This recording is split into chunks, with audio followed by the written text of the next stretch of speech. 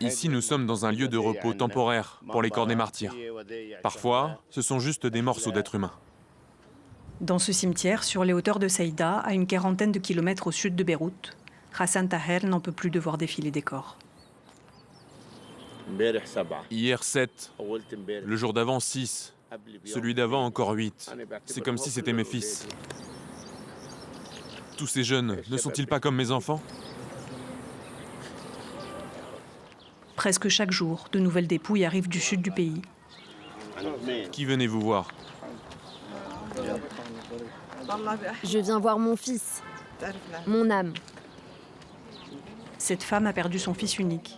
Soldat dans l'armée libanaise, il a été tué par une frappe israélienne sur sa maison, l'avant-veille. Israël dit faire la guerre au Hezbollah. Mais ici, Hassan voit défiler les dépouilles de secouristes, de soldats, parfois de plusieurs membres d'une même famille. Pourquoi violent-ils notre terre? Pourquoi devons-nous payer le prix fort de la mort de nos fils et de nos filles?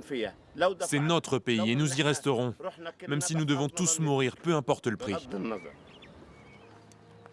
Ce sauveteur de la défense civile libanaise a été frappé par un raid d'Israël à l'intérieur de son ambulance.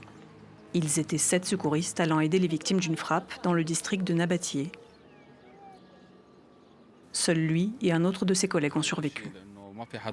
Nous sommes livrés à nous-mêmes, personne ne nous soutient sauf le Hezbollah qui se sacrifie pour nous. Nous voulons retourner sur nos terres, dans nos villages et nos régions. Puisse la paix revenir partout.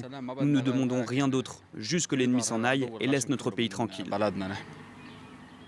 Dans les zones chiites où l'on ne compte plus les victimes, certains accusent le Hezbollah de continuer la guerre. D'autres, comme cet homme, lui expriment leur soutien face à la violence des frappes et à l'occupation menée par Israël.